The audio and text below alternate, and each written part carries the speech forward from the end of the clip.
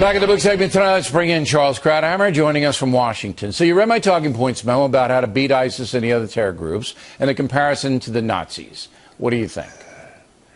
Well, I like your idea of the great coalition. The problem is it's been tried and it has failed. We actually did try that in Afghanistan.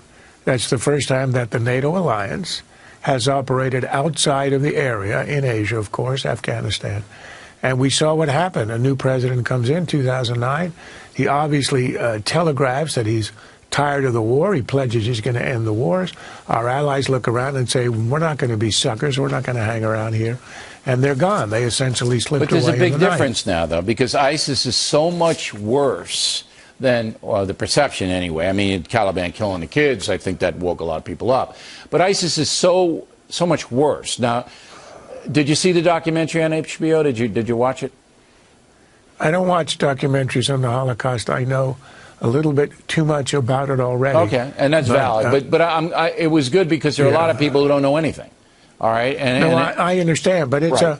For me, it's a personal as well as historical thing. So I know a lot about it, and I know, look, everyone knows what Germany did, but the difference is the reason that the world mobilized against the Nazis was that Hitler invaded and conquered all of Europe. Right. While he was rising, while he was threatening, everybody went for appeasement. But that's what you're making my point now. But there isn't a difference between the ISIS guys that are beheading people on camera and Hitler and his thugs. There's no difference. It's the same thing. And I'm trying to get this across because once you get nukes running wild, all right, then the mass murder that Hitler engaged in is possible again. And the nuke thing is like this far away. And we have people in America that have no clue, no concern, don't know what's going on. You have a president who fails to engage. Well, you know, we'll stop their advance, but we're not going to go get them. And I'm not going to really do anything proactively. I think it's just off the chart dangerous. But look, we're looking at ISIS, which is a terror group in control of some territory, but nowhere near a nuclear weapon. We are now. This is not a theoretical issue. Iran is a jihadist state, happens to be Shia, run by a fanatical, apocalyptic regime, intensely and fanatically anti-American, anti-Semitic, etc., and it's also against a lot of its Sunni Arab neighbors. It is on the threshold of going nuclear. This is not a theoretical issue. No, I know. It's not a long-range issue. We have a president who is in the middle of negotiating a deal where, as has been reported, and I think it is rather true, we've already conceded 80% of our starting position, where if we get what we are supposedly asking for, Iran is on the threshold of a nuclear weapon a few months away at any time it wants and into the indefinite future. So we are looking at allowing nuclear weapons into the hands of radical jihadists in Iran, a major state with 80 million people.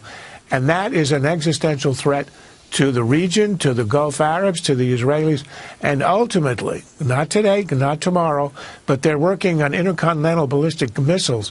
The only reason Iran wants to have them is to reach the United States, not to reach Israel, which is just a stone's throw away. What I'm trying to do is nip this thing down look, if the world had mobilized against Hitler in 1935 or 6, okay, he would have been crushed. He couldn't have defended himself.